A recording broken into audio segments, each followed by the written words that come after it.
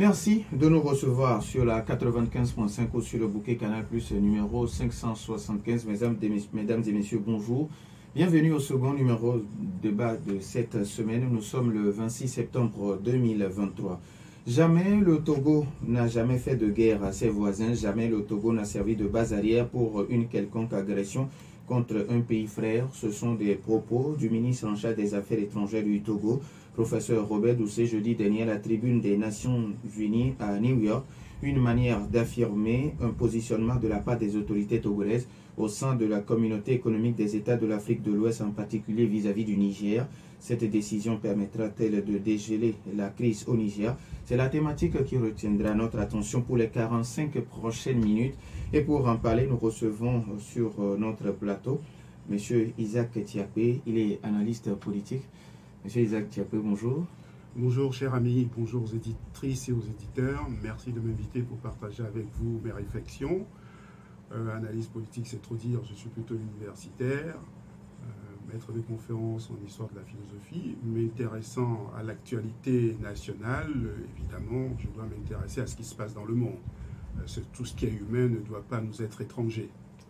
Les auditeurs, vous avez donc la possibilité d'intervenir dans ce débat sur nos deux numéros, 91 09 71 71 ou le 96 61 58 58 avec Stan Teko à la mise en œuvre. Je m'appelle Norbert Djouradi. Une fois encore, merci pour votre fidélité d'écoute à Nana FM, M. Isaac Tiapé. Merci pour votre disponibilité. Alors, la situation au Niger fait couler beaucoup d'encre et de salive. La position du Togo par rapport à cette crise a déjà fait débat. Elle est désormais connue. Le ministre en charge des Affaires étrangères du Togo l'a bien fait la dernière fois à la tribune des Nations Unies. Quelle analyse peut-on faire de ce discours du professeur Robert Doucet? Écoutez, je pense que la position du Togo, elle est conforme d'abord au bon sens populaire, elle est conforme à la raison, et ensuite elle est conforme à tout ce que, à la politique elle-même, puisque la politique, c'est une manière de, si, comme Clausewitz le dit dans son traité de la guerre, la guerre, c'est une manière de faire de la politique. La guerre n'est que la continuation de la politique sous d'autres moyens. On peut estimer que la politique, c'est une autre manière de faire la guerre, mais par des moyens pacifiques, pas les moyens de la discussion, du débat, de compromis et de la négociation. Et donc, en exprimant cette position de la paix et de la recherche du compromis au Niger, le professeur Robert Doucet ne fait qu'exprimer une position que je dirais raisonnable, rationnelle et éminemment politique. Et du reste, la tonalité du discours du professeur Doucet à la tribune de l'Assemblée générale des Nations Unies, il y a une tonalité, je dirais, générale d'abord, celle des pays les moins avancés qui réclament davantage de justice, qui s'insurgent contre ce que j'appellerais un anthropocentrisme, c'est-à-dire que les nations occidentales ont eu tendance à apprécier la vie politique dans nos États, dans les pays sous-développés, à partir de prismes de paradigmes de supériorité. Et la plupart des discours qu'on a entendus demandaient justement une meilleure représentation au niveau des instances internationales, une réforme des systèmes financiers, économiques et sociaux, et surtout davantage de respect, le respect des souverainetés, le respect des identités nationales, et bien sûr identités nationales qui sont complexes et multiples dans nos pays, mais des identités nationales, mais surtout des identités africaines. La question évidemment de la démocratie, comment elle s'inscrit dans nos États, les flux et les reflux, tout ça mérite réflexion. Ça ne mérite pas au lieu d'avoir des attitudes combinatoires, des attitudes en surplomb, en donneur de leçons, ce que le professeur Doucet demande, c'est davantage de discussion, davantage d'expression des opinions publiques nationales qui aujourd'hui sont quand même frustrées surtout dans l'espace francophone, il y a un passif historique de la France, je dirais un passif historique qui occulte davantage. Donc, comme le disait ce matin l'universitaire Pierre-Olivier de Sardon sur Radio France Internationale, il parlait d'imaginaire des opinions publiques africaines formées par un passif, les méfaits de la colonisation, la question de la France-Afrique. Et bien sûr, quand on analyse de près les situations en Afrique, dans les divers pays africains, situations qui sont bien sûr particulières, on remarque qu'elles ont pour trait commun ce rejet de la France, le rejet de la France même fondé sur le fait qu'on pense que la France est responsable des maux parce que la France a une présence longue dans nos pays africains depuis la colonisation. Voilà un peu dans ce contexte que je peux inscrire le discours du professeur Robert Doucet qui pousse à laisser à ce qu'on ne donne plus de leçons. Et malheureusement, vous remarquerez que la position du président Macron, qui a été, comme l'a décrit ce matin, je me garderai bien de commenter la position du président de la République française, mais l'université française ce matin parlait de position du président français comme c'est une position de matamor. Alors moi, je n'utilisais pas cette expression qui est beaucoup plus osée. Je dirais qu'il y a eu des postures un peu radicales qui ont, au final, on remarque que le président est contraint de s'accommoder d'une situation de fait et d'ordonner le retrait des troupes françaises. Alors, par rapport au retrait des troupes françaises, on va en revenir. Mais là, le putsch même au Niger, ça continue de faire débat un peu partout. Pour certains, c'est une bonne chose, mais pour d'autres, c'est une très mauvaise chose. Vous faites quelle lecture de cette situation? Écoutez, pour moi, les militaires n'ont pas leur rôle à la tête des États. Il y a le rôle des militaires, c'est de défendre l'intégrité territoriale. Du reste, pour un observateur attentif de la situation du Niger, on remarquera que la gouvernance en 2 ans du président Bazoum, sur le plan sécuritaire, sur le plan économique, social et même sur le plan de la vie politique nationale, est meilleure. Le bilan du président Bazoum est mieux que celui du président Issoufou. Certains analystes avisés, je dis bien analystes avisés, et des connaisseurs de la vie politique nigérienne, estiment que début janvier, la manne pétrolière a attisé des convoitises. Ce qu'il faut savoir, c'est que sous le président, à partir de janvier 2004, le Niger va devenir exportateur de pétrole. 100 000 barils par jour, essentiellement. Et on atteindra 200 000 à la fin de l'année 2024. Et le président Bazoum était engagé dans un processus de lutte contre la corruption. On devait changer la société, la SONIDEP, qui est la société chargée de l'exploitation du pétrole. Le fils du président Issoufou était ministre du pétrole, on lui a changé de portefeuille en 2022. Des audits ont été commandités au niveau de la Société nationale de pétrole. Ces audits n'ont pas abouti parce qu'il y a eu des résistances. Et on devait changer la société le 27 juillet. Donc un conseil des ministres devait se tenir au Niger pour acter le changement de société qui allait s'occuper de la commercialisation du pétrole. Commercialisation du pétrole, soit dit en passant, qui ne sera pas... L'exploitation est assurée par un financement chinois. La CNPC, la China National Petroleum Company, qui investit environ 5 milliards de dollars pour ces travaux. Donc les travaux étaient faits prêts et on devait commencer par exporter le pétrole début janvier. Et donc, des manœuvres internes, des dissensions, des rivalités internes, des convoitises internes autour de la manne pétrolière, on pourra dire que le Niger est peut-être rattrapé par la malédiction pétrole, ont attisé certainement des convoitises et des clans autour de la classe politique qui ont accéléré de déposer le président Bazoum. Sur le plan sécuritaire, ce sont les militaires qui sont chargés de la lutte contre les djihadistes. Or, le président Bazoum a fait mieux que le président Issoufou sur ce plan de la lutte contre les djihadistes. Il a même intensifié les partenariats. Et la présence de la France au Niger, elle fait suite au départ du Mali. Donc, les 1500 hommes qui sont venus au Niger, la plupart, une partie des militaires de Barkhane qui étaient au Mali, qui sont revenus vers le Niger. N'oublions surtout pas que les États-Unis étaient présents au Mali depuis la fin des années 2009. Et ils ont environ plus de milliers de personnes. Ça, on n'en parle pas. Parce que le problème, c'est que les États-Unis n'ont pas le même passif historique que la France. Donc, les États-Unis avaient une présence militaire beaucoup plus importante et plus affirmée au Niger avant. Donc, ce coup d'État, en somme, pour me résumer, c'est de dire que le reproche qui est fait au président Bazoum, celui de ne pas avoir suffisamment armé les militaires pour lutter contre les djihadistes, il est spécieux, il est erroné. On constate que plutôt, c'est le président Bazoum qui a voulu diversifier la coopération pour lutter contre la lutte contre les djihadistes.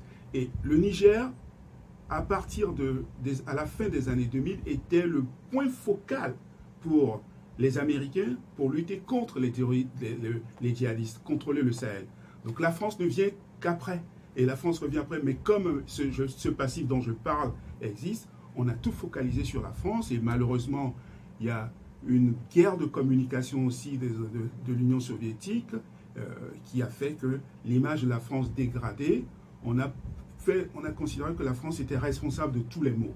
Donc ce coup d'État, ce sont plutôt, je dirais, l'homme qui l'a fait, qui est décrit comme un fidèle, un très proche du président Issoufou, et des diplomates aussi bien américains, européens, je ne vais pas citer, estiment que le président Bazoum a été victime d'une trahison. Hein, je cite explicitement des notes confidentielles de diplomates, a été victime de trahison de la part de l'entourage de l'ancien président. Alors, la France a finalement décidé de rappeler son ambassadeur rapatrié, son armée.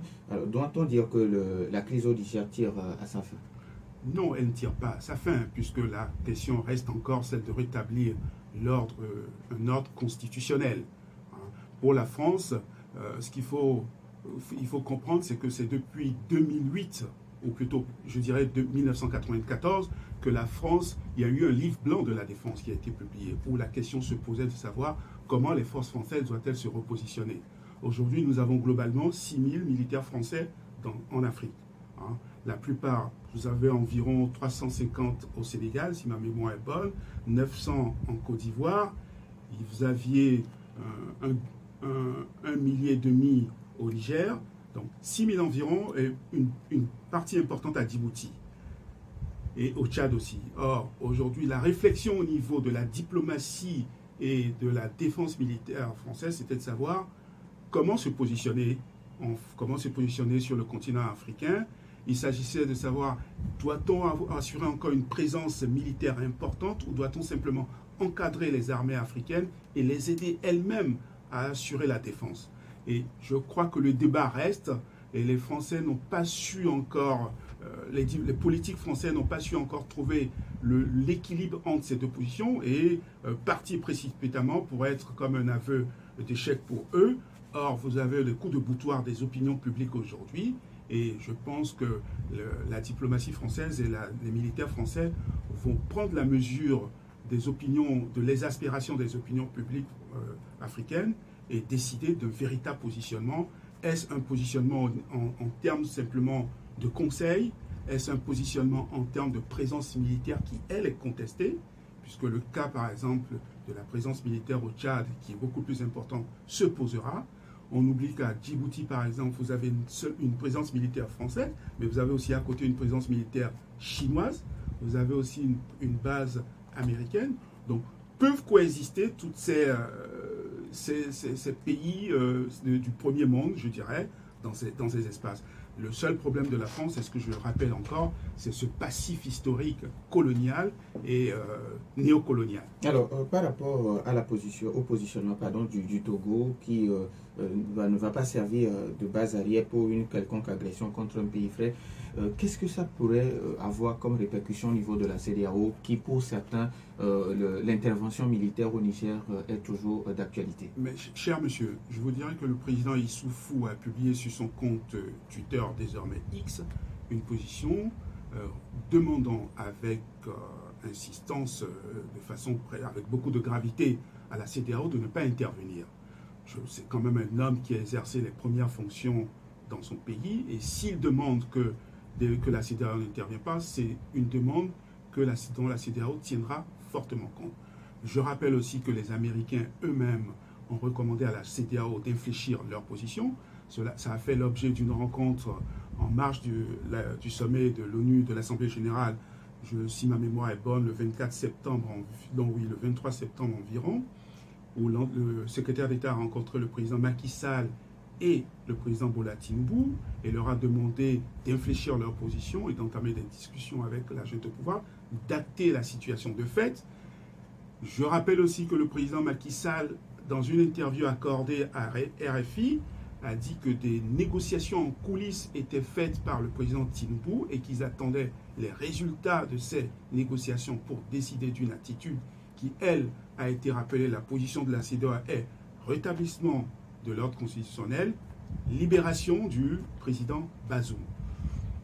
Il y a une situation de fait. Je crois que la CEDEAO a acté cette situation de fait. Le putsch a été acté. La démarche est, aujourd'hui, de peut-être d'obtenir la libération du président, l'intégrité physique du président Bazoum, d'avoir certainement le principe de réalisme, le principe plutôt de réalité va l'emporter. Les militaires ont fait coup d'État. Il y a une rue qui soutient ce coup d'État. On va acter le coup d'État certainement et demander une transition qui serait la plus courte possible.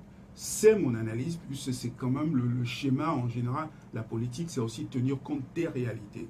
Et je pense que la guerre, je l'estime peu probable, puisque au niveau même des États de la CEDEAO, aujourd'hui, je pense que la moitié des pays n'est pas pour une intervention dans ce pays.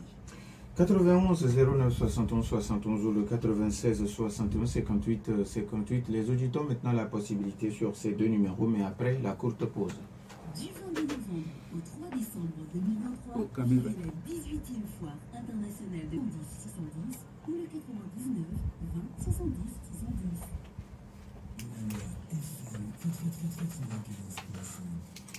91 09 71 71. Nous avons un premier auditeur en ligne. NFM. Allô? Allô? Oui, bonjour.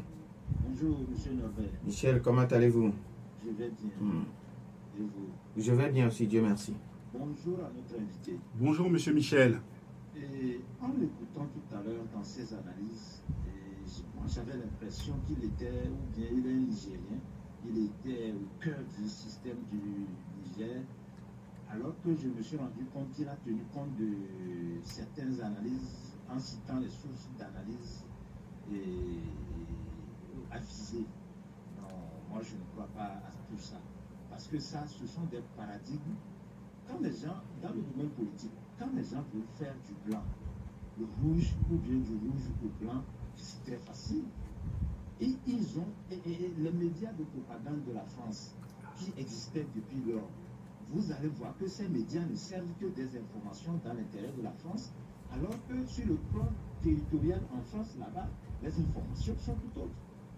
Donc moi, je ne crois pas à tout ça là. Ce que nous ressentons au niveau de cette crise du Niger, c'est que comment est-ce que vous comprenez qu'un président va libérer un terroriste lorsque les militaires lui disent non, ne le libérez pas? Parce que c'est lui qui a fait tuer tellement un certain nombre d'éléments de l'auto. Et vous vous entêtez à vouloir le libérer. Au nom de quoi? C'est parce que vous avez reçu des ordres.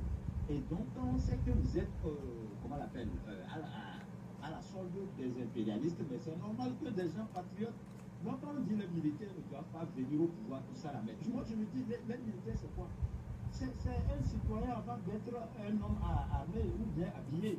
Mais ils ont la logique de la population, la logique citoyenne. Merci. Donc, bien sûr qu'on n'encourage pas les coups d'État, mais je crois que cette intervention est tout à fait normale quand les choses ne vont pas. Merci. Nous avons intérêt à nous unir. Merci. Jamais. Merci. Merci beaucoup. Merci Je beaucoup. crois que moi, c'est un message qu'on veut ressembler aux autres, tout simplement, parce que nous ne sommes pas ce que nous sommes en train de déclarer. Mais on ne va pas faire plaisir aux gens à l'extérieur et mettre nos propres concitoyens en prison ici et mettre la pression et empêcher les gens de manifester leur ras-le-bol. Merci beaucoup à Michel. Nous avons notre auditeur en ligne. NFM. Allô? Bonjour Norbert. Monsieur Gallo, bonjour. Oui, bonjour à votre invité. Bonjour, monsieur Gallo. Oui. Bon, invité, franchement, je ne suis pas d'accord avec vous. Vous dites que la France n'est pas responsable de tous les maux. Même si le SMIC n'est pas atteint 100 000 francs pour c'est toujours la France. Si la France n'a pas tué notre premier président, si la France n'a pas tué Lumumba, si la France etc. Kadhafi, la France est mot de toute l'Afrique. Si on n'entend pas la France, je vous dis que l'Afrique ne sera pas une. De tous les patrons. Combien la France prend l'uranium au Niger? Moi, je vous dis que je applaudis ce coup d'État avec les deux pieds et mes deux jambes. Merci. Est-ce que vous voulez que la France reste encore en Afrique? Et le principal, que vous en pensez? Merci. Merci beaucoup à Monsieur Gallo. NFM. Allô? Allô? Oui, Pélé, bonjour. Bonjour. D'abord, monsieur Levert, Oui. j'aimerais que vous devez amener une feuille de registre à voir nous donner la forme de fond du discours. Allô? Allô? Est-ce que vous pouvez parler un peu plus fort parce qu'on a du mal à vous recevoir? Est-ce que vous avez votre téléphone sur main libre? Non, non, non. D'accord. Vous devez nous amener un ministre du perspective ministre pour donner une discours réellement dans la forme du discours que M. Robert Duterte. Merci. Mais pour dire je vais arriver maire. Bon, monsieur Isaac, bonjour. Bonjour, monsieur Pelé. Comment allez-vous? Très bien. Bon, quand on a l'explication comme le discours de M. Duterte, vous l'avez applaudi, oui, ça c'est la forme de l'élection du État. Je ne sais pas si vous l'applaudissez en tant qu'un allié du RPP ministre ou bien un parti de l'opposition. Parce que on fait ce que le discours, mais là, c'est la cure, c'est ça qui est important. Si nous avons appris ce discours, et après avoir libéré les détenus politiques, les détenus pour rentrer, vous pourrez voir. Vous voyez? Donc ce discours-là, c'est une hypocrisie exposée au bout du monde. Merci. Nous donner ce que c'est que la paix. Que la paix est dans la gueule de Togolais, d'accord? Parce que nous ne voulons pas, le pouvoir Togolais ne voulait pas prendre le pouvoir par les armes, comme l'avait dit un ministère du revenu en place. Merci beaucoup, Appelé. Nana FM, allô? Bonjour, mon directeur. Papa Sibiti, bonjour. Je vous remercie de m'avoir retenu parce que j'ai voulu me retenir enfin dans les choses que nous avons dit. D'accord. Bonjour, grand professeur. Bonjour, Papa Siviti. Oh, je suis content de vous avoir en ligne. Merci beaucoup. Vous savez, vous avez dit quelque chose. Vous êtes mon fils et mon directeur, mon patron. C'est vous qui nous avez formés pour que nous soyons ce que nous sommes aujourd'hui. Et ce que vous avez dit, les militaires, le Togo là, il appartient aux militaires, aux professeurs agrégés que vous êtes, à tous les citoyens. Moi, je suis contre qu'on dise que les militaires, c'est là les casernes pauvres. Est-ce qu'aujourd'hui, les professeurs médecins, c'est qu'elles ne deviennent pas préfets. C'est moi, ce que je voudrais dire. Le discours du professeur, du ministre du C, ça porte des critiques. Vous l'avez dit, qu'est-ce que vous en faites? Troisièmement, est-ce que ce que vous êtes en train de faire, les djihadistes, nous ne sommes pas heureux, toujours les djihadistes. Vous ne pouvez pas contenter pour que la CEDEAO, les autres aillent combattre les djihadistes pour qu'on ait zéro djihadiste. C'est ça l'important. Ce n'est pas le Babazoun. On a dit que Babazoun a fait éliminer. C'est pas normal. Moi, je suis contre les djihadistes. Faites tout ce que vous pouvez faire pour qu'on libère les Sahel et nous aussi. Merci beaucoup. Merci beaucoup. Nana FM, allô? Oui, alors bonjour. Master Dido Gomi, bonjour. Monsieur Tipé, bonjour. Bonjour, monsieur Max. Et je vais commencer par le discours de monsieur Robert Duterte. Oui. Tout ce qu'il a dit est bon. Mais j'ai un petit conseil à donner à mon pays.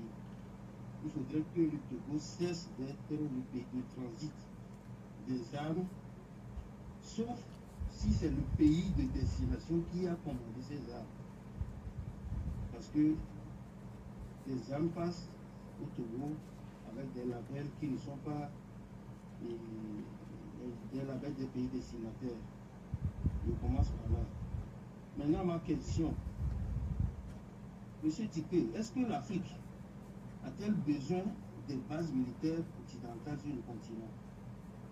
Deuxièmement, est-il possible de construire des bases militaires en France pour les militaires africains? Et la CEDEAO, qui est une institution, le troisième point, La CEDEAO est une institution éminemment économique qui n'a pas de force militaire, a-t-elle des prérogatives pour aller attaquer un pays membre avant de commencer par faire des négociations en coulisses? Et pour terminer, est-ce que vous avez des preuves contre l'ancien? Est-ce qu'on a des preuves contre l'ancien président Issoufou? Je ne le supporte pas, mais il paraît qu'il est un peu mêlé à ce coup d'État à propos du pétrole du Niger. Est-ce qu'on a les preuves? Merci, bonne journée. Merci, bonne journée à vous aussi. Je prends le tout dernier auditeur. Ok, avant que d'autres auditeurs appellent. Alors, M. Tiakou, on va commencer avec les questions de ma... Absolument. Ou bien nous avons un dernier auditeur. Ok. Nana FM, allô? Allô? Oui, Armand, bonjour. Bonjour, Malheureusement, vous n'avez qu'une minute, s'il vous plaît. d'accord. Hmm. Je vais aller un peu vite. Yeah. Il faut dire que pour le discours, il faut saluer ce discours parce que c'est un discours clair, courageux. Parce que tout ce qui se passe, il faut voir un peu la géopolitique globale. La France, il faut dire que c'est un pays du centre, que nous sommes à la périphérie. Il faut d'abord fermer ce principe-là. D'abord, là, on va mieux comprendre ce qui se passe actuellement au Sahel. Merci. Merci beaucoup à Armand. Alors, on va commencer avec les questions de Master. Absolument. Alors, écoutez, est-ce que la France a besoin de base, l'Afrique a besoin de bases militaires sur le continent? Je dirais non. Ces bases militaires, la plupart, après les années 60. Et aujourd'hui, il y a un processus, je l'ai dit, il y a un processus de désengagement des armées françaises sur le continent. Une volonté déjà affirmée des autorités politiques françaises elles-mêmes, et il y a un principe de réalité qui le commande aujourd'hui. Il y a aussi les opinions africaines qui sont exaspérées par cela. Donc, il y a un retrait qui se fait, et un retrait qui inéluctablement se fera. Donc l'Afrique n'a pas besoin de base militaire. C'est l'histoire, ce sont des circonstances historiques qui ont conduit à la présence de militaires français sur le continent, mais le désengagement se fera. La CEDEAO n'a pas de force.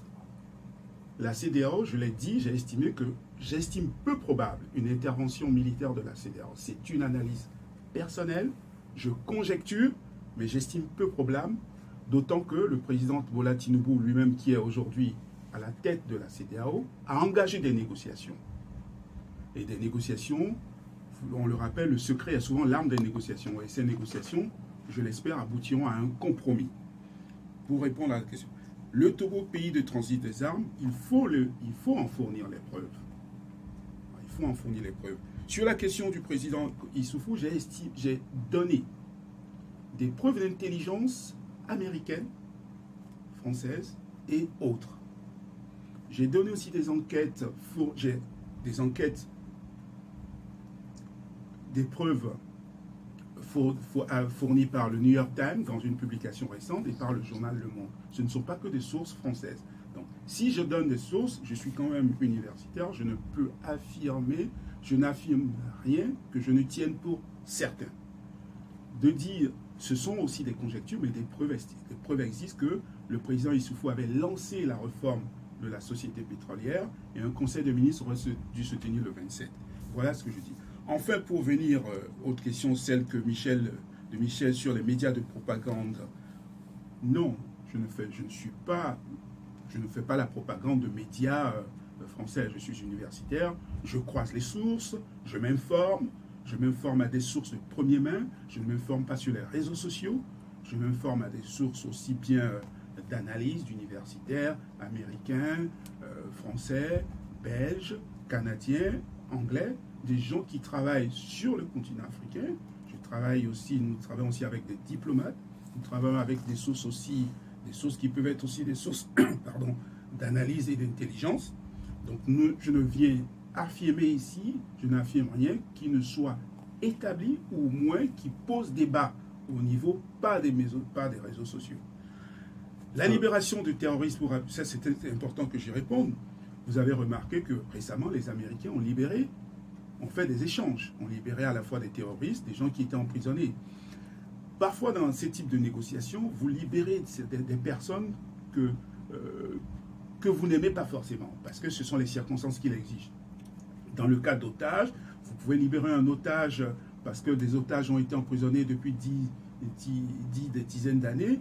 Les négociations aboutissent à la libération parfois parce que ce qu'on oublie, c'est que derrière les militaires pistent ces gens et il y a eu beaucoup de ces terroristes qui ont été libérés en temps et qui ont été encore abattus aussi bien par des drones américains que des drones français. Les opinions ne sont pas tenues au courant de toutes les opérations dites homo, c'est-à-dire d'élimination silencieuse parfois de ces terroristes. Donc, on libère parce que les circonstances l'exigent. Et le président Bazoum, en libérant ce terroriste, il n'a pas été le premier. Les Israéliens eux-mêmes ont parfois été obligés de libérer des terroristes.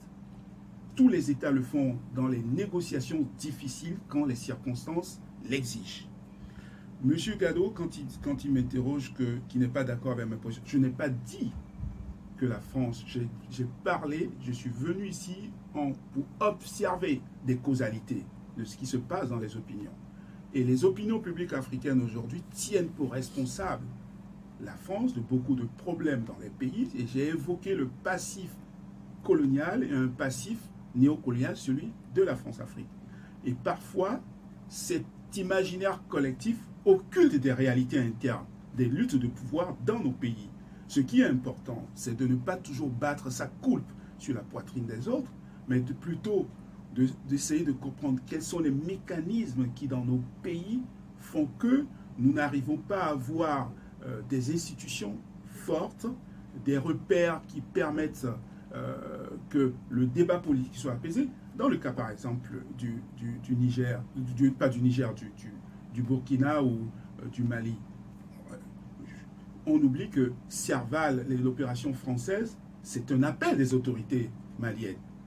Et les opinions publiques maliennes ont longtemps applaudi. Ce qu'on reproche en revanche après l'armée française, c'est de n'avoir pas su faire, après que les djihadistes aient été repoussés, d'avoir voulu entamer des négociations avec les gens de l'Azawad. Voilà un peu le reproche qui est fait.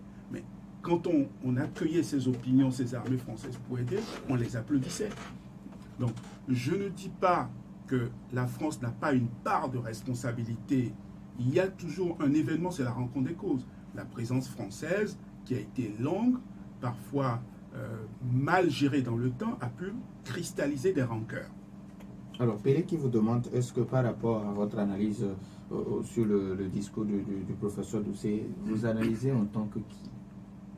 D'abord, je l'analyse en tant qu'universitaire. Je l'analyse comme peut-être un citoyen avant tout.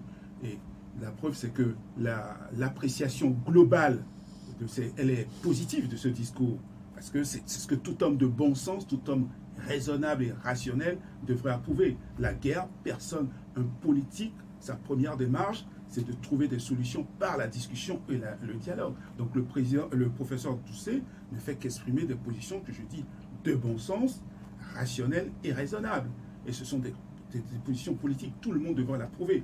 Évidemment, après, en décortiquant le discours à l'aune de d'une situation particulière, on peut trouver matière à redire.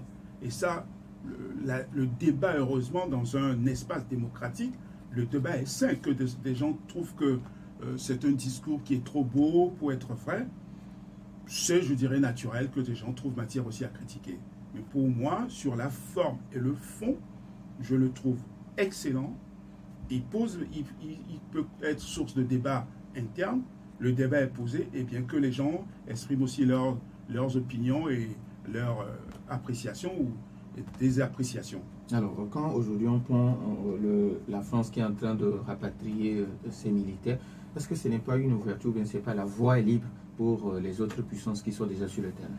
C'est même, si vous voulez, c'est la tentation le problème on oublie que le président Macron, je crois, là ma mémoire fait flancher un peu, je crois que ça doit être 2019, qu'il a demandé, qu'il a voulu poser le problème du désengagement. Le président Macron était confronté à un moment donné, avec le G5 Sahel, voulait se désengager.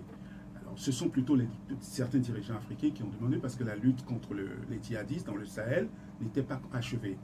Et le débat aujourd'hui se pose pour les Français, c'était de savoir si nous partions, ne laissons-nous pas la porte ouverte aux Russes, ne laissons-nous pas la porte ouverte aussi à l'avancée des djihadistes. Et ce qu'on oublie aussi, c'est que les Américains ont une présence qui est beaucoup plus forte en Afrique, mais en termes de symbole de visibilité, elle n'est pas visible, simplement parce qu'ils n'ont pas ce passif historique. Les Américains, militairement, ont une présence beaucoup plus efficace en termes de renseignement, en termes d'investissement dans la lutte contre le djihadisme, puisque la problématique majeure aujourd'hui, c'est comment limiter l'avancée des djihadistes, comment limiter, parce que les djihadistes du Sahel, c'est tout le golfe de Guinée qui est pris, et après c'est une progression vers le bas. Donc les Américains sont présents bien avant au Sahel, simplement on ne le voit pas, on n'en parle pas beaucoup. Donc c'est la porte ouverte à la fois à une influence djihadiste, à l'influence russe, bien sûr, et je pense que je ne vais pas ici raisonner à la place des autorités politiques françaises. Le débat est posé depuis à deux niveaux, celle de la présence française elle-même en Afrique, de sa pertinence elle-même en Afrique aujourd'hui. Il est posé depuis 1994. Le président Sarkozy, dans un discours au Cap en 2009, l'a rappelé encore. Le président Sarkozy a amorcé même le début, c'est lui qui, dans le premier discours au Cap, a demandé que soient renégociés tous les accords de défense avec les pays africains, puisqu'il estimait que ces accords de défense conclus dans les années 60 l'étaient dans un cadre particulier, qu'il fallait les renégocier désormais. Il y a eu après le président Hollande qui est arrivé, la guerre au Sahel a entraîné une autre dynamique qui était celle de défendre, de renforcer la présence militaire française dans le Sahel. Aujourd'hui, la question se pose de celle de cette présence militaire française dans le Sahel. Le président Macron est confronté à cela. Son jeune âge, son tempérament, son franc-parler, aujourd'hui ont peut-être cristallisé,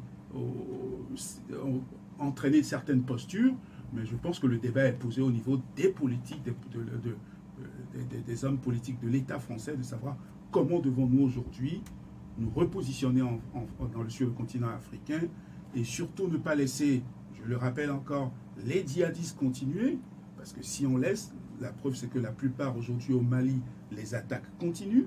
Si on laisse les armées partir, la porte est ouverte aux djihadistes et c'est le golfe de Guinée qui sera complètement encerclé. Alors, parlant de la lutte contre le djihadisme, Papa Sibiti qui propose que les pays de la CEDEAO se concertent pour avoir une armée régionale pour combattre le djihadisme au lieu de vouloir s'attaquer à un pays membre.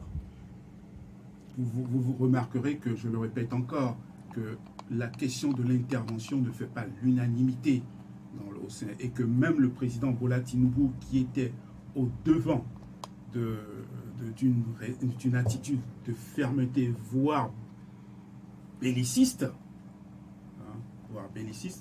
est revenu de cette position aujourd'hui, puisqu'il a engagé faisant foi aux propos du président Macky Sall dans l'interview qu'il a accordée à RFI, il a engagé des négociations en coulisses. Et nous espérons, je lui disais, que ces négociations porteront leurs fruits. Et je l'ai affirmé tout à l'heure qu'il faut, de toute façon, la situation de fait, le putsch est acté.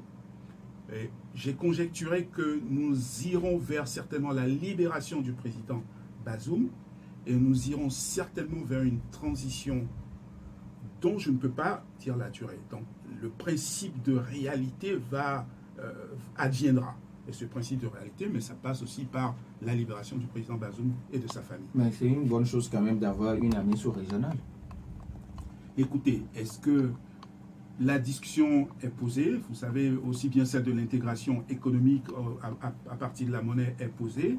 Ce sont aussi des questions budgétaires au niveau des États. Il y a d'autres préoccupations. Pour ma part, moi j'estime que les États ont d'autres préoccupations, celles des questions de santé, d'éducation, d'infrastructure. Évidemment, la question sécuritaire est importante. C'est pour ça qu'il était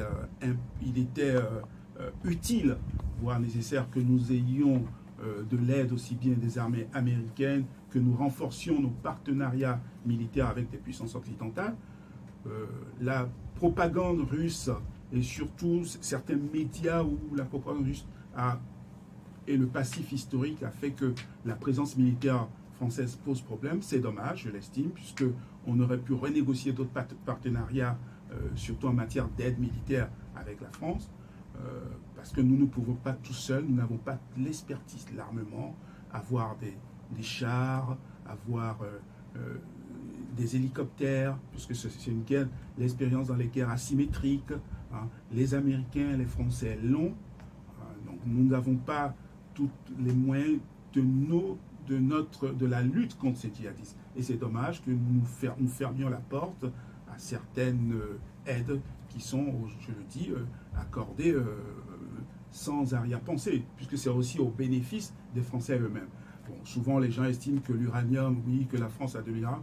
On oublie que la France, plus de 60%, je dirais 80% de l'uranium français est exporté d'Australie, du Kazakhstan et de l'Ouzbékistan.